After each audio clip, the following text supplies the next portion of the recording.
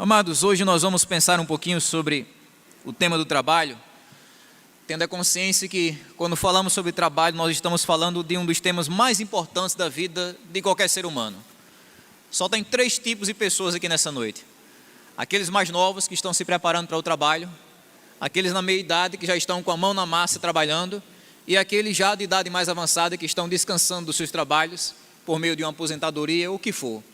Mas o fato é que não dá para negar que o trabalho é uma parcela importantíssima da nossa vida e digna também de enxergarmos essa parcela da nossa vida pelas lentes da palavra e da vontade de Deus. Nós vamos então olhar para o livro de Eclesiastes. Quero convidar vocês para lá no capítulo 2, do versículo 4 ao 7, exatamente onde paramos no domingo passado, onde estamos pensando aqui em Eclesiastes sobre as grandes vaidades, as grandes ilusões da vida. E nessa noite nós vamos pensar um pouquinho sobre a vaidade do fazer, a vaidade do trabalho nas suas conquistas, nos seus esforços, e como o trabalho, por mais importante, necessário e essencial, ele não consegue ser o coração da vida de qualquer ser humano. É por isso que Salomão fala sobre essa vaidade do fazer, né? E aqui no capítulo 2, o versículo 4 ao 7, nós vamos pescar também o versículo 11, no finalzinho, para entender direitinho o que Salomão tem a nos ensinar acerca desse tema. Porque ele diz o seguinte: empreendi grandes obras, construí casas e plantei vinhas para mim. Fiz jardins e pomares para mim, e nele plantei árvores frutíferas de toda espécie. Fiz para mim tanques de águas para com eles regar o bosque em que reverdeciam as árvores. Comprei escravos e escravas, escravos que nasceram na minha casa. Também tive bois e ovelhas, mais do que tiveram todos os que viveram em Jerusalém antes de mim. Aí no versículo 11 ele diz isso: considerei todas as obras que as minhas mãos fizeram, e também o trabalho que eu com fadigas havia feito. Eis que tudo era vaidade, e correr atrás do vento, e nenhum proveito havia debaixo do sol. Que o Senhor assim fale aos nossos corações, por meio dessa porção da palavra dEle. Eu não sei se acontece também com vocês, mas é muito comum acontecer comigo quando eu estou conversando pela primeira vez com alguma pessoa, seja na fila de uma clínica, de um banco, de uma padaria ou numa esquina qualquer. De repente aparece na conversa aquela pergunta clássica, né? O que você faz? Qual é o seu trabalho? Qual é a sua ocupação? Qual é a sua profissão? É muito comum a gente fazer ou ouvir essa pergunta em primeiras conversas, porque de fato nós acreditamos lá no fundo que o trabalho revela muito da vida da pessoa. Tem esse potencial. Isso acontece porque, como já destaquei para vocês, boa parte da nossa vida nesse mundo, ou a gente gasta se preparando para o trabalho, ou executando o trabalho, ou descansando do trabalho. A maior parte do tempo que temos acordado nesse mundo, especialmente na vida adulta, nós gastamos no nosso ganha-pão, nós gastamos no nosso trabalho.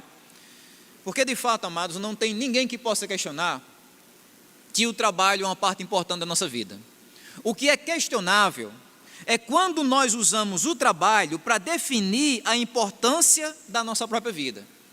Essa é uma leitura, infelizmente, muito comum e equivocada que a gente encontra na sociedade, onde as pessoas são definidas, onde as pessoas são visualizadas e estimadas pela profissão que elas têm.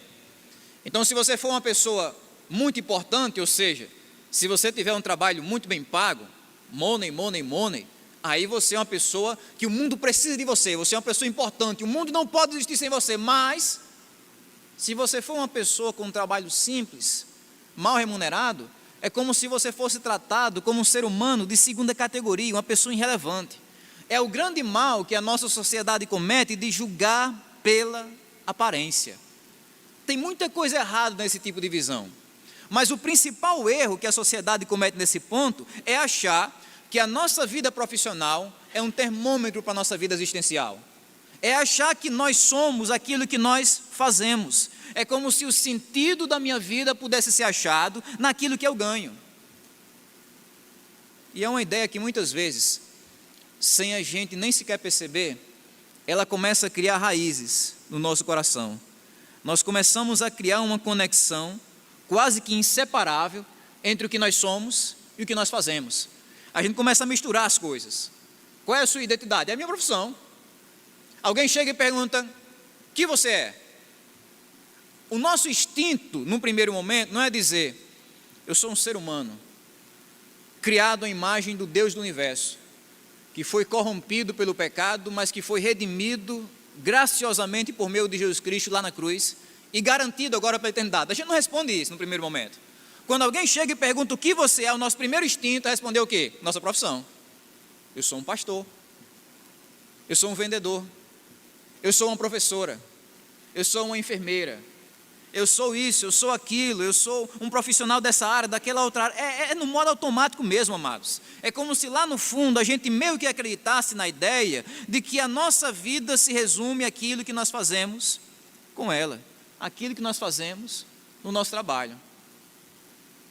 Essa ideia, ela chega a ser tão danosa e prejudicial para algumas pessoas, que quando o trabalho para, quando a correria termina, por conta da idade, de algum problema de saúde, quando a aposentadoria chega, a pessoa começa a entrar em piripaque, a pessoa começa a ser ameaçada por uma depressão, porque e agora? Ela não sabe mais o que ela vai fazer da vida dela, porque a vida dela se resumia no fazer, a vaidade do fazer. E é assim que ou a correria desse mundo, ou a falta de correria desse mundo, acaba ofuscando o verdadeiro sentido da nossa vida. Aqui no nosso texto, Salomão está descrevendo exatamente isso. Como a gente viu aqui nos domingos passados, Salomão está tentando encontrar o sentido da sua vida, sem levar em consideração o Deus da sua vida. Então ele procura o sentido da sua vida no saber, na inteligência, se torna o homem mais inteligente do mundo, mas termina frustrado. Depois ele diz: tive outra ideia, vou tentar encontrar o sentido da minha vida no prazer, eu vou tentar encontrar o sentido da minha vida na experiência, da felicidade, da alegria, da comida, da bebida, dos sabores desse mundo, mas ele se frustra. Agora ele vai tomar um terceiro rumo, ele vai tentar encontrar o sentido da sua vida no fazer, na sua profissão, nas suas realizações, nos seus projetos de vida, e é exatamente isso que o nosso texto começa descrevendo, o grande trabalho de Salomão, as grandes obras que ele realizava. O texto começa no versículo 4 dizendo: empreendi grandes obras. Aqui é o currículo de Salomão, é o LinkedIn dele, é aquilo que ele apresenta, daquilo que ele fez em vida, o seu legado. Ele não fez pequenas coisas, ele não estava ocupado com pequenos projetos que envolviam pequenas reformas, que traziam pequenas melhorias, que terminavam ali em pequenos avanços ali na sua vida, nada disso. O trabalho de Salomão era grande, astronômico, colossal. Para ser sincero, era um trabalho exagerado. Salomão não construía casinhas, ele construía palácios. O palácio dele, por exemplo, 10 anos para ser construído. E não é como nós, que a gente vai construindo e tal, de repente a gente tem que parar, respirar um pouquinho, pagar umas contas, fazer um empréstimo, juntar um pouquinho. Salomão tinha dinheiro de sobra, funcionário de sobra, 10 anos para construir o seu palácio. Salomão não construía jardins pequenininhos, vou plantar um pé de goiabeira aqui, um pé de manga, vou colocar uma rosa do deserto aqui, né? Vou fazer isso, uma área verde aqui na minha casa, um jardim de inverno. Não, gente, Salomão plantava florestas. Ele não construía tanquinhos, uma reservazinha de água, uma piscinazinha. Não, ele construía reservatórios gigantes, como ele diz aqui no texto. Ele não estava ocupado em fazer pequenas reformas. A Bíblia diz que Salomão construía cidades inteiras, do zero. Do zero. Era o tipo de trabalho que Salomão realizava no decorrer da sua vida, por causa do dinheiro, do tempo e dos recursos que ele tinha sobrando. Qualquer projeto que viesse à sua imaginação, ele podia bater o martelo e dizer: vou fazer, está feito. E essa era a vida profissional, né?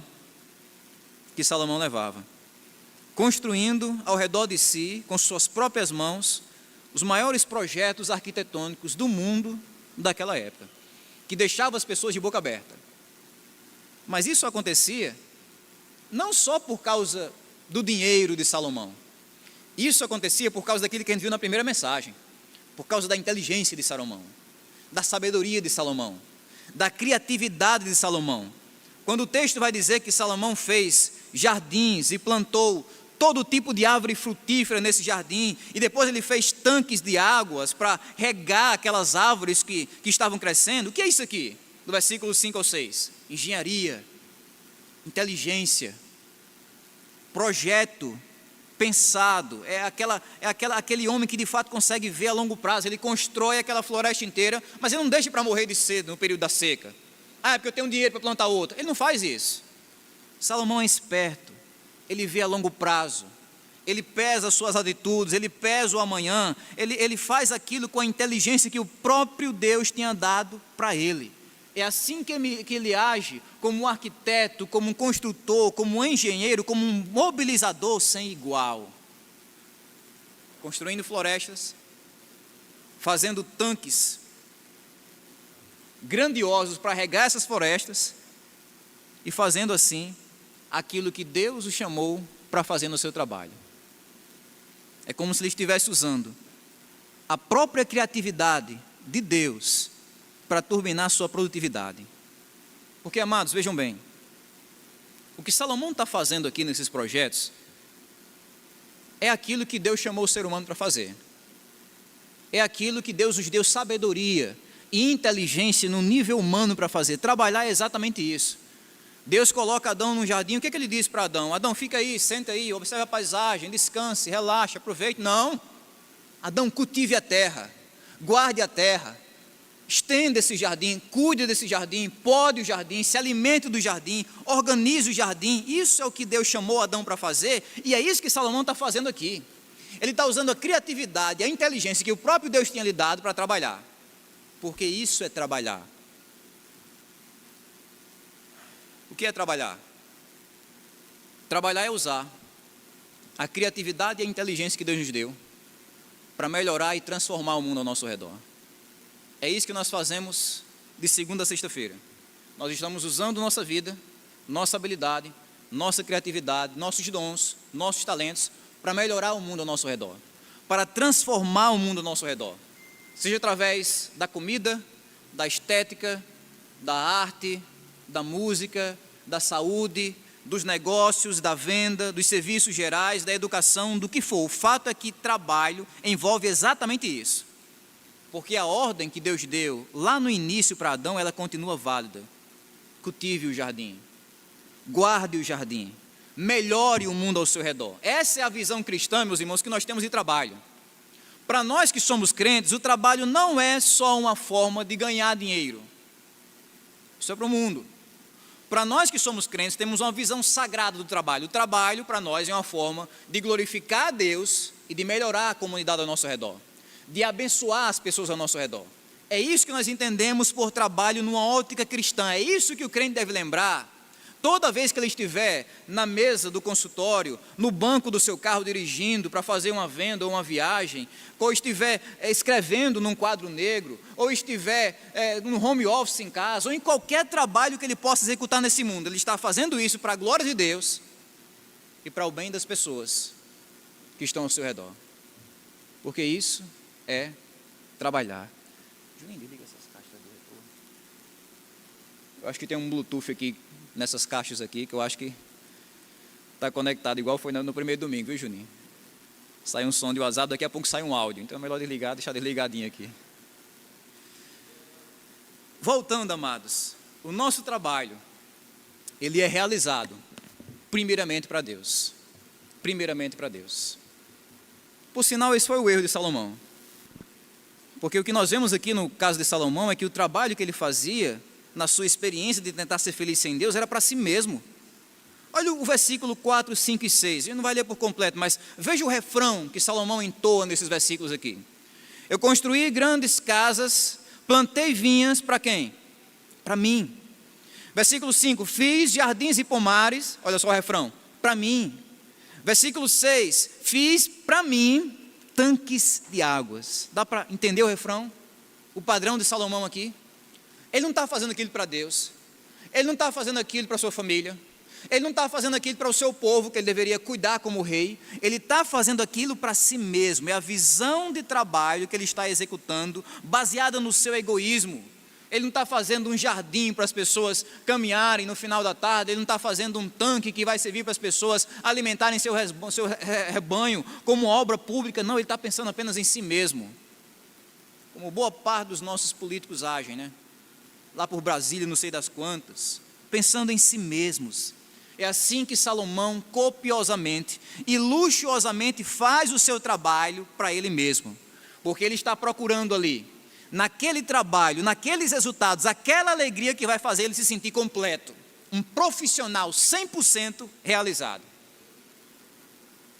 E é assim que ele vai tentando construir um céu particular aqui na terra, tentando construir um céu na terra. Eu não sei se os irmãos notaram ou lembraram disso aqui, mas quando a gente lê esse texto aqui que a gente leu, é como se viesse um déjà vu. Rapaz, eu já vi isso antes. Um jardim, com todo tipo de árvore, bonito, bem arborizado. Gênesis 1 e 2, né? O jardim do Éden. É como se Salomão estivesse ali, por meio do seu próprio trabalho, construindo um jardim do Éden, aqui na terra, onde ele é o Adão ali no meio daquele jardim perfeito, só que agora não tem nenhuma árvore proibida. Tudo está liberado. É como se ele tentasse construir o céu na terra por meio do seu trabalho duro e sem Deus. E sem Deus. E, irmãos, quantas pessoas continuam tentando fazer isso? São pessoas que acham que vão encontrar o sentido da vida delas naquilo que elas podem fazer com as próprias mãos, nos projetos, nas realizações, nos trabalhos, nas conquistas desse mundo. A pessoa diz, olha, se eu conseguir aquele emprego, se eu conseguir ser contratado naquela empresa, se eu for chamado naquele concurso, se eu passar ali naquela seletiva, se eu conseguir esse tipo de emprego aqui, com certeza a minha vida vai ter sentido.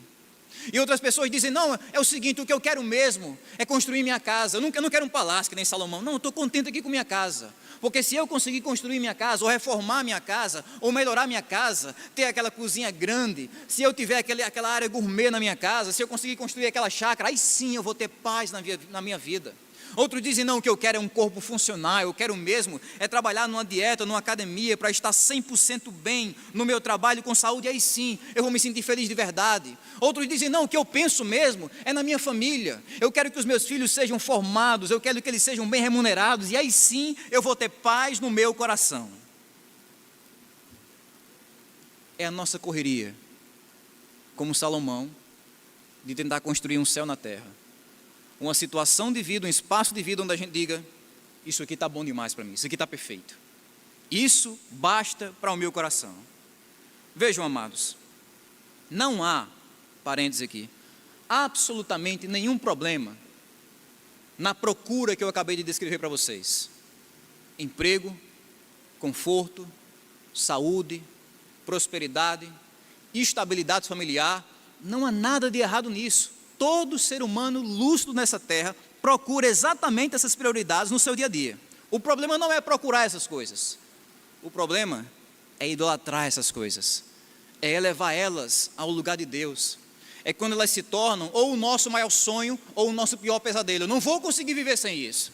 É aí onde entra a frustração. Porque nenhum trabalho, nenhuma realização humana consegue preencher o coração humano. O erro de Salomão foi esse. Ele não se contentou com um grande trabalho. Ele não se contentou também com um grande sucesso. E o sucesso dele é descrito aqui, né? Nos padrões daquela época, claro. No versículo 7, a gente vê o sucesso de Salomão por causa do seu patrimônio social. Versículo 7, comprei escravos e escravas e tive escravos que nasceram na minha casa. Isso é estranho, né? É nessas horas que aparece aquela turma para criticar a Bíblia e dizer, está vendo, olha? Isso aqui não é palavra de Deus não, quem já viu isso? Apoiando escravidão, tratando o ser humano como mercadoria, Salomão dizendo aqui que comprou escravo, mas isso aqui não tem condições, isso aqui não é de Deus não. Mas vejam, interpretação, contexto, gramática, literatura gramatical, literatura sapiencial. O que a gente tem nesse texto aqui? A Bíblia não está recomendando a vida de Salomão nesse ponto. Isso aqui não é um manual moral, faça isso, compre escravo, saia na esquina, procure comprar alguém, não é isso. A Bíblia não está recomendando a vida de Salomão, a Bíblia está descrevendo a vida de Salomão. Não é uma prescrição, é uma descrição. Salomão fazia isso, está em toda parte da Bíblia. Fulano matou Deltrano, não quer dizer que você vai matar alguém. Fulano mentiu para Ciclano, não quer dizer que você vai mentir para alguém. É uma descrição, há uma diferença. Salomão tinha muitos escravos? Tinha. Tinha muitas mulheres também, a gente vai ver isso próximo domingo. Mas isso não fazia parte do plano de Deus para a sua vida. Pelo contrário, Salomão está descrevendo a sua experiência de tentar ser feliz sem Deus. E aí uma das coisas que ele usou, que era muito comum naquela época, foi comprar escravos. Naquela época não tinha concursado, não tinha CLT, não tinha autônomo, não tinha profissional liberal, coisa do tipo, não. Havia só duas opções, ou você nascia numa família privilegiada e rica, ou então você se vendia para ganhar o pão de cada dia sendo escravo. Por tabela, era o que Salomão precisava para manter aquela máquina toda funcionando, né? Por isso que ele vai dizer, eu comprei um exército de trabalhadores para estarem me servindo todos os dias. Alguns, inclusive, ele diz que nasceram na casa dele. Naquela cultura isso era um sinal de riqueza. Os mais confiantes servos eram aqueles que nasciam na própria casa do Senhor. E como rei que ele era, Salomão tinha de tudo. Uma multidão de empregados que podia fazer tudo o que ele precisasse fazer nessa vida. Ele não precisava nem escovar os próprios dentes, alguém escovava por ele. Outra pessoa para pentear o cabelo dele, outra pessoa para colocar uma capa, outra pessoa para calçar seus sapatos.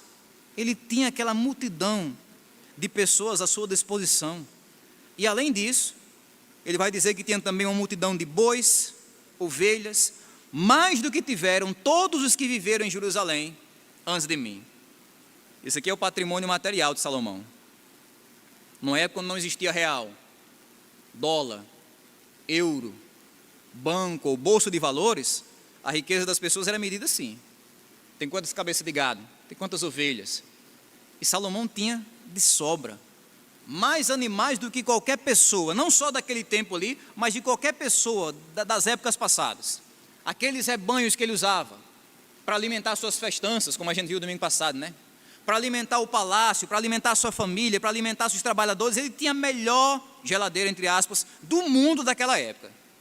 Não tinha falta de absolutamente nada, tudo. Levava literalmente o que chamamos de uma vida de rei. Você já levou uma bronca de seu pai, de sua mãe, de seu avô, de sua avó, desse jeito?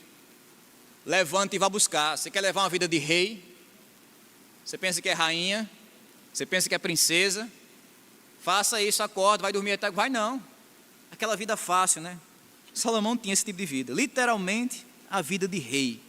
Foi isso que o sucesso dele trouxe, uma vida fácil, uma vida descomplicada, com todos os funcionários que ele tinha ao seu redor, com todos os recursos que ele tinha sobrando. Ele pensou, agora eu vou ser feliz de verdade, porque está fácil demais.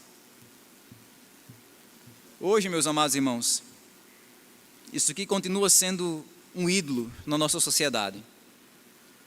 O ídolo do trabalho fácil, o ídolo da vida fácil. É muito comum você ver esse tipo de propaganda. De repente você está em casa, o celular toca, você abre a mensagem, está escrito lá, né?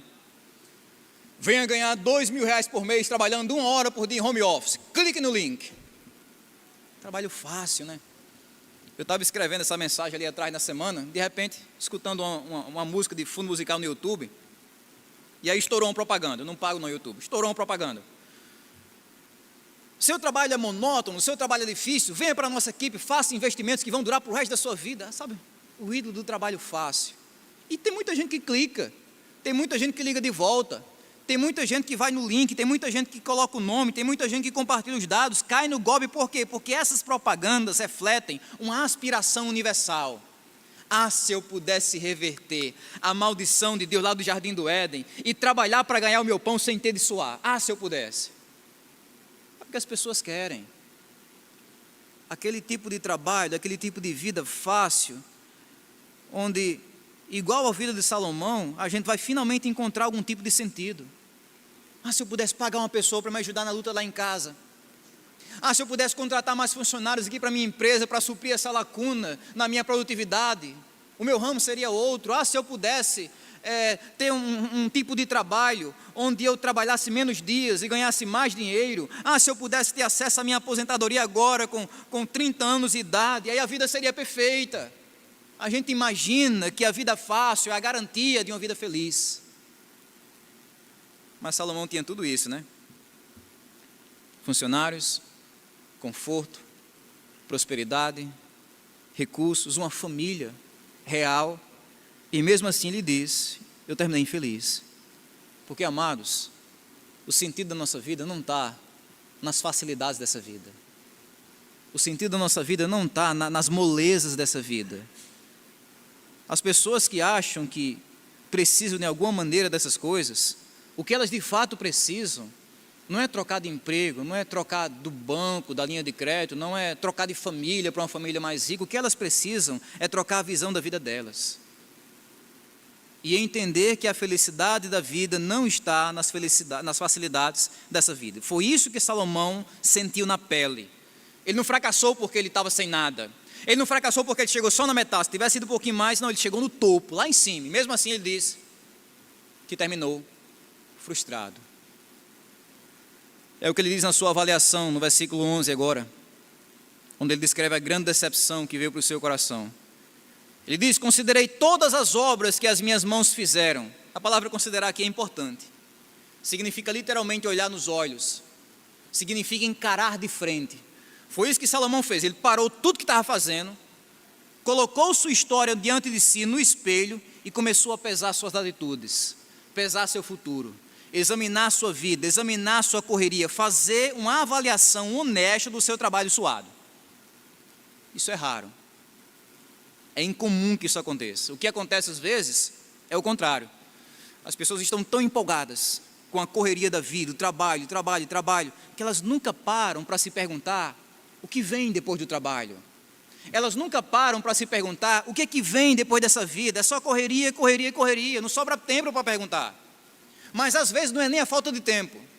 Às vezes o que faz as pessoas ficarem praticamente dopadas pelo trabalho, manhã, tarde, noite, madrugada, trabalho, não é só a falta de tempo, mas é a falta de coragem para se avaliar.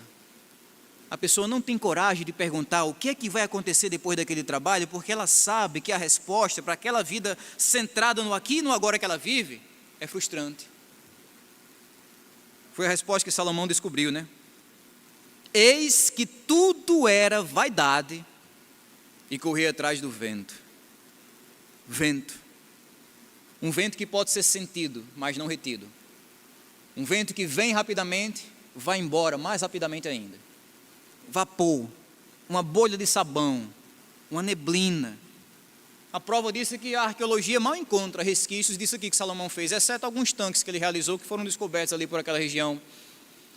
Mas o resto, o que foi que aconteceu? Tem até uma novela com essa frase, com essa expressão, o vento levou, eu acho que é antigo, não sei se é um filme ou uma novela, mas foi o que aconteceu aqui. O resto que Salomão fez, o vento levou, foi embora. Era vaidade, parecia que ia durar para sempre.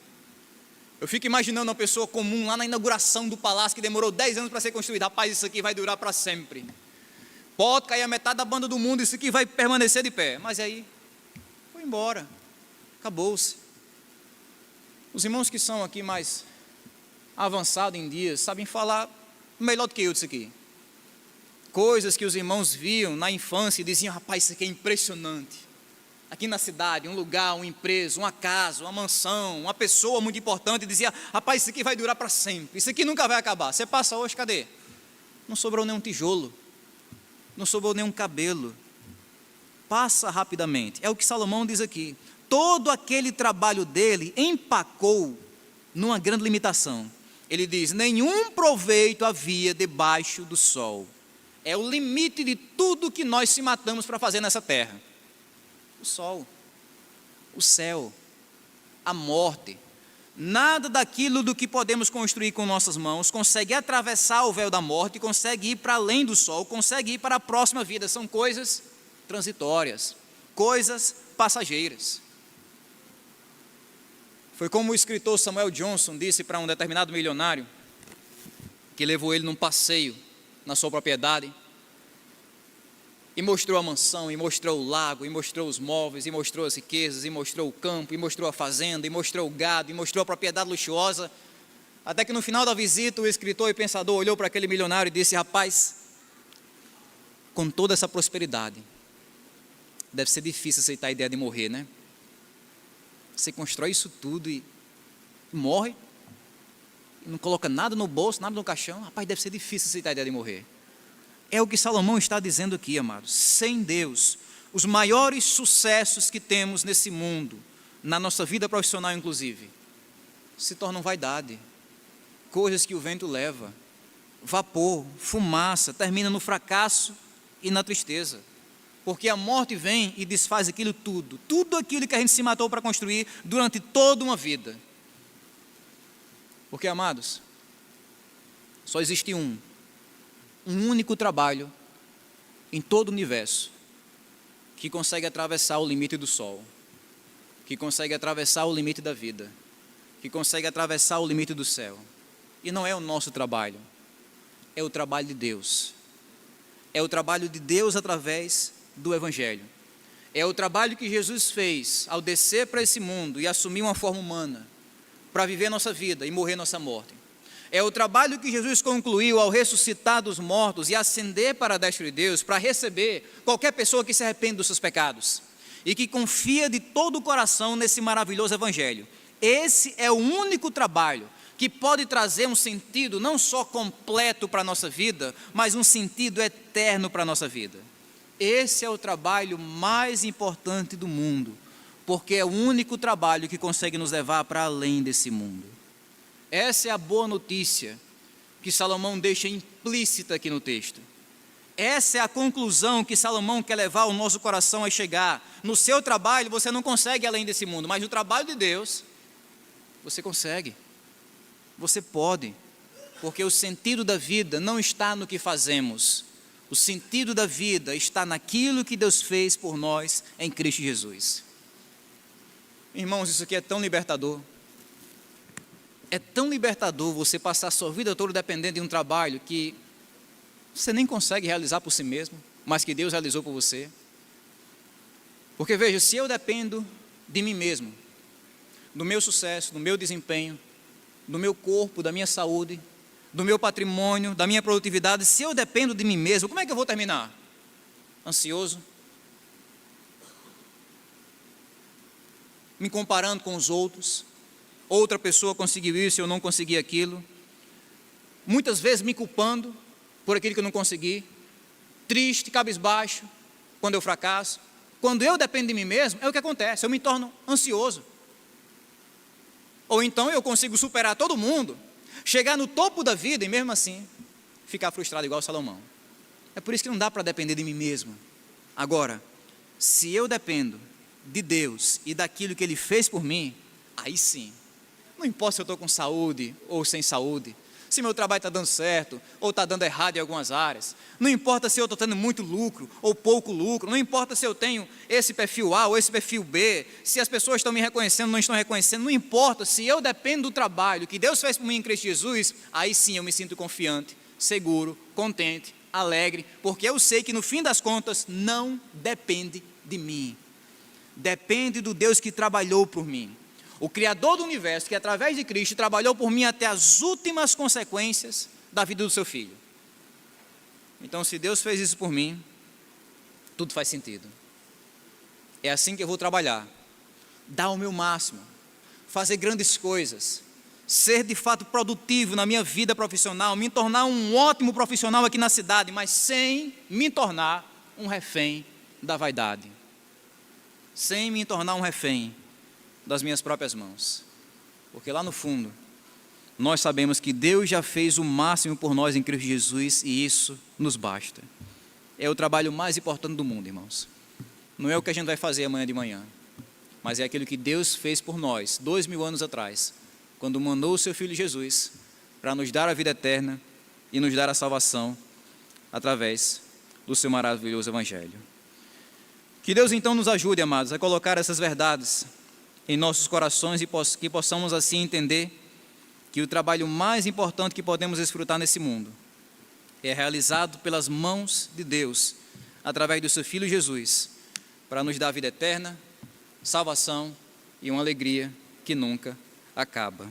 Que Deus assim nos abençoe e guarde esses princípios em nossos corações.